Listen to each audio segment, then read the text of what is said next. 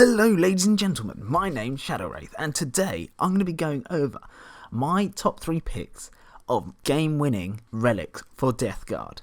They are absolutely fantastic and these are the ones I always try and pick, if not multiple of them. They're absolutely incredible.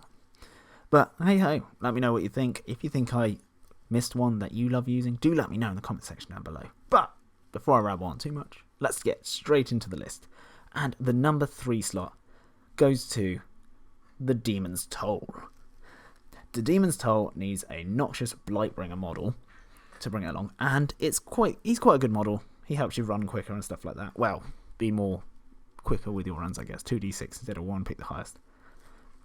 But models in friendly Death Guard units, excluding Chaos Cultists and Poxwalkers, because that would be broken, have a 5+ invulnerable save, whilst their unit is within 7 inches of a model in your army with this relic.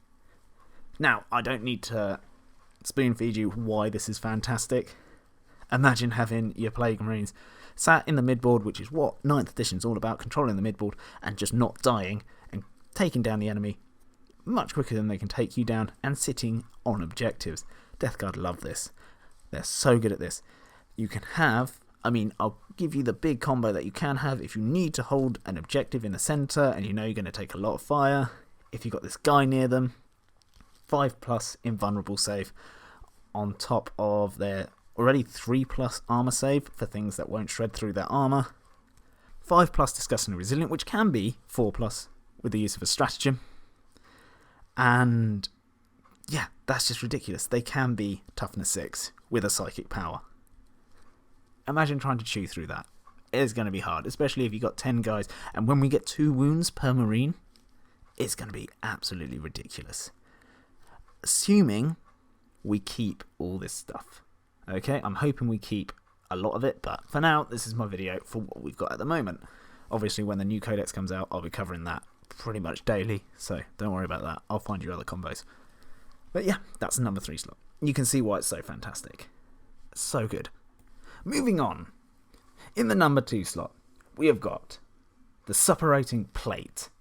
The Suppurating Plate is an absolutely crazy relic to make your general or whoever you want hard as nails. It's absolutely scary and it's terrifying on a Death Guard Demon Prince. This is what I stick on my Demon Prince every day.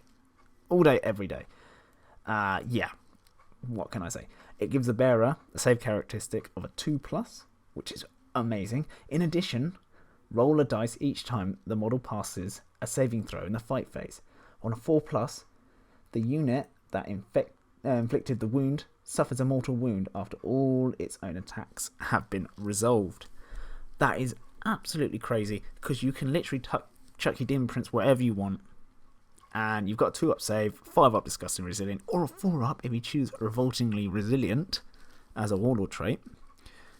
And he's an unkillable monster. Well, he's not unkillable, but he becomes extremely hard to kill, extremely hard to deal with. I absolutely adore this relic, and I always stick on him, because the amount of output he can put, it's insane. He takes a bunch of damage. You can chuck him in to Guardsmen, for example. This is just an example, and they cannot choose not to attack, because they can try and beat you up and then get the occasional 6 off or 5 off to wound you, and you could just laugh at them as you pass your 2+ saves and throw mortal wounds back at them. It's terrifying. It's very good against people who don't have high AP, but it just says saving throw. So, an invulnerable save is a saving throw. You know? If you pass your invuln save, you can start chucking mortal wounds back. So even against custodies or whatever, it's still useful. Still very, very useful. Yeah, that's pretty much it. If you want a hard as nail Demon Prince, chuck this on him. Or you can have a Lord of Contagion or whatever, pick your fancy. But I suggest the Demon Prince, because you give him wings, send him flying forward, make him tough as nails, and he just cuts people down. And it's hard to take him down. Perfect. Moving on, we have the number 1 slot, the winner slot. The relic that I never leave home without. It is so useful, especially for my kind of lists, but it's just useful for any list. Okay, let's be honest. It is the one, the only Worm Spitter. Now, it has to be a model equipped with a bolt pistol only, so I usually give it to my Malignant Plaguecaster, because he's got a bolt pistol. But you can give it to a Lord of Chaos, whoever you want. As long as he's got a bolt pistol, it's all good. and it replaces the bolt pistol for a range 15 inch, pistol 1, strength 5, minus 2 AP, 1 damage. That's not a bad bolt pistol. Let's be honest, that's not a bad bolt pistol at all. But this is where it gets good. It's a plague weapon, so you're rerolling 1s to wound. But when resolving an attack made with this weapon, if a hit is scored, just a hit, the target is corroded until the end of the next turn. Or end of the turn, sorry. When resolving an attack made by a weapon from a friendly Death Guard model against this unit who is being corroded, that weapon gains the plague weapon ability for that attack. The reason this is so good is because, yeah, sure, rerolling 1s to wound. Hey, who cares? That's not why. Because, okay, I play with a lot of Poxwalkers. They don't have plague weapons. But you hit a unit with this relic pistol, and you have Blaze of Putrefaction on your Poxwalkers. Any 6s they roll, because they're +1 to wound, so it counts as a 7+, is now inflicting a mortal wound in addition to damage.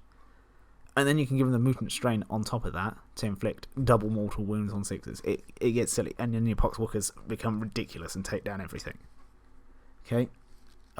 I mean, I've asked a few TOs if that's how it works with the Mutant Strain and this, but yeah, apparently it does. 2 separate rules, all good to go. Double mortal wounds on your Poxwalkers strikes. But it doesn't just work in combat, it works for everything. So if you're firing tanks at them, whatever, you can sit next to, I don't know, your Plague Burst Crawlers with accelerated entropy on them and make their attacks, and have Arch Contaminate near them, so they're rerolling to wound.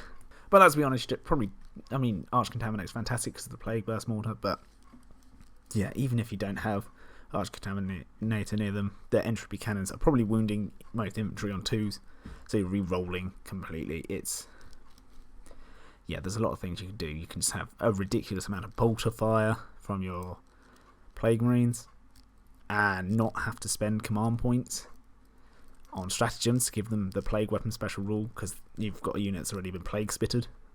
The possibilities are ridiculous. And there's a lot of things that work off Plague Weapons, so it just works. Obviously, the 2 most obvious ones are Blaze of Putrefaction and Arch Contaminator. Works the best off Plague Weapons, but you can give it to anything. Literally, just anything that targets that unit is a Plague Weapon. Anyway, that'll do it for this list. Do let me know in the comment section down below if you agree with my list, or if I've missed any, or if there's anything that you think would be better, or if they're in the wrong order. I'd love to hear what you think. But if you enjoyed this video, do consider liking, and if you're feeling especially saintly today, do consider subscribing. But even if you don't do either of those things, I still hope you have an absolutely fantastic day, and I'll see you in the next video. Goodbye. Hello again.